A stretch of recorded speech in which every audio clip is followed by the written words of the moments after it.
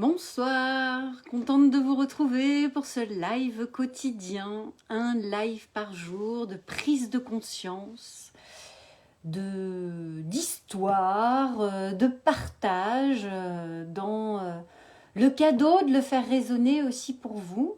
Pour ceux qui ne me connaissent pas, je suis Julie Girard, coach d'affaires au service de la qualité de vie du dirigeant et de ses équipes.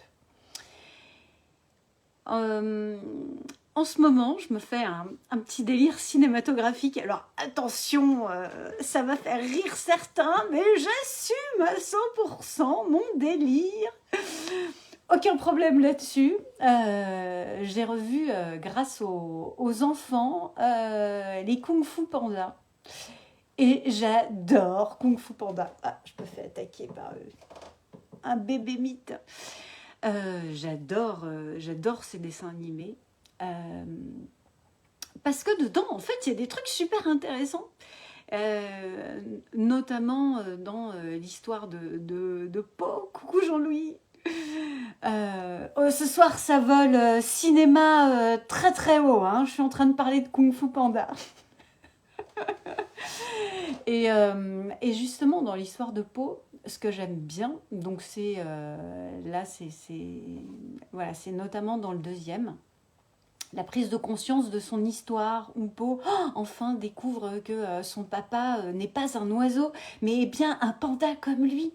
Mais que s'est-il vraiment passé pour qu'il arrive justement dans cette ville et qu'il soit adopté ? Et à un moment donné, Po, en découvrant la vérité, part dans un mauvais mood, en se disant en fait j'ai pas de chance, j'ai perdu mes parents, c'est horrible, je peux pas être heureux.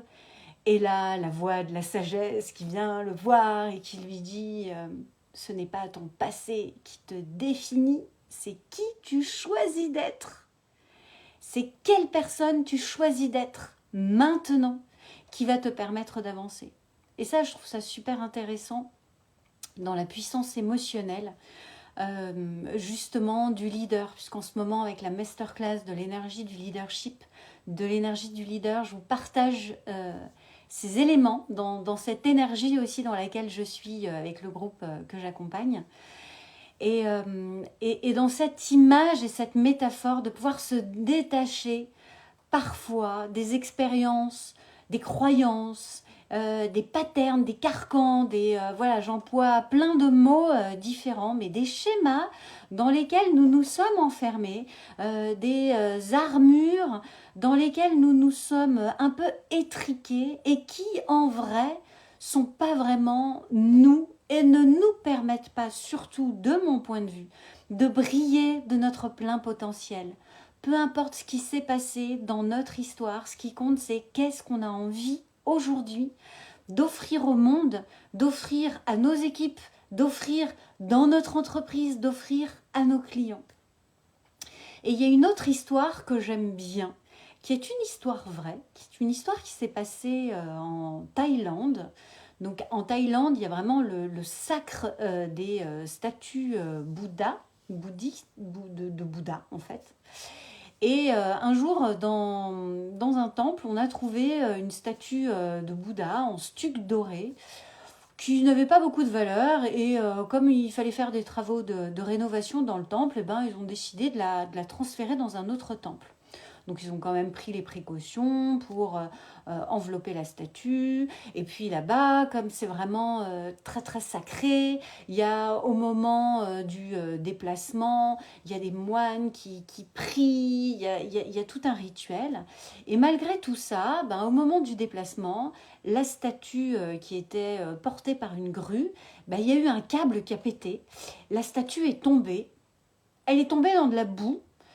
Et là, ça a été dramatique. En plus, il y a la pluie qui est arrivée, une tempête qui est arrivée. Donc la statue est restée au sol. Tout le monde est parti. Et puis, comme c'était un espèce de stuc doré, même si c'était une statue de Bouddha, elle est restée là. Et on l'a mise un peu de côté.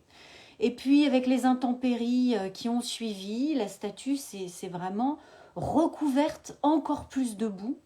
Jusqu'à ce que quelques semaines après, un moine qui passait par là s'est dit, bah quand même, c'est une statue de Bouddha, quoi. Même si elle n'a pas beaucoup de valeur, c'est quand même Bouddha. On va pas la laisser là. Donc, il a pris l'initiative de la transférer, de la mettre là où on met Bouddha, dans un autre temple. Et sur le chemin, à un moment donné, avec les secousses sur le chemin de pierre, ben, la terre a commencé à craqueler.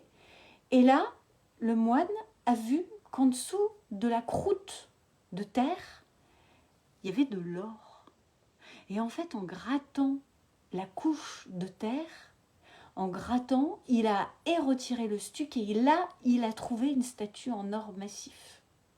Et je trouve que c'est une belle métaphore sur le leader qui est à l'intérieur de nous.